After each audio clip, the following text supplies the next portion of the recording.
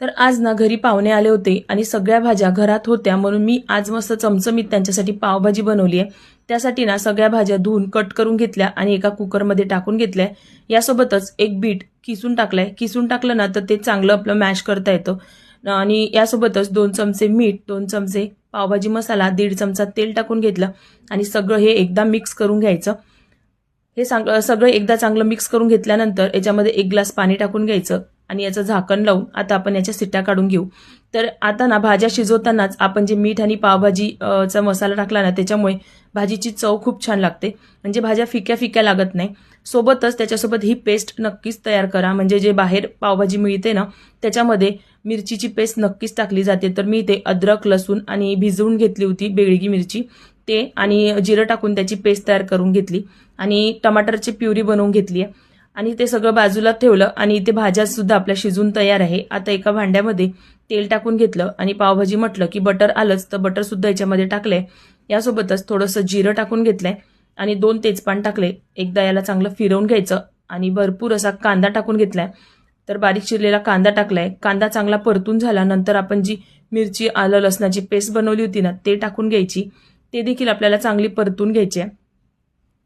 ही परतल्यानंतर आता याच्यामध्ये काही सुखे मसाले टाकून घ्यायचे. तर काश्मीरी लाल तिखट, साधं लाल तिखट, धने जिरे पावडर, गरम मसाला आणि 1 चमचा परत पावभाजी मसाला टाकून घेतला. परत एकदा चांगलं याला फिरवून घ्यायचं.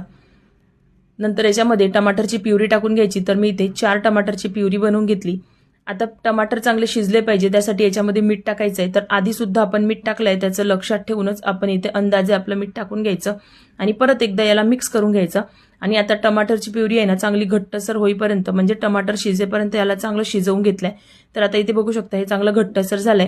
याच्यामध्ये आपण या भाज्या टाकून घेऊया, जे शिजवून स्मॅश करून ठेवल्या होत्या मी, आणि याला एकदा मिक्स करून घ्यायचं.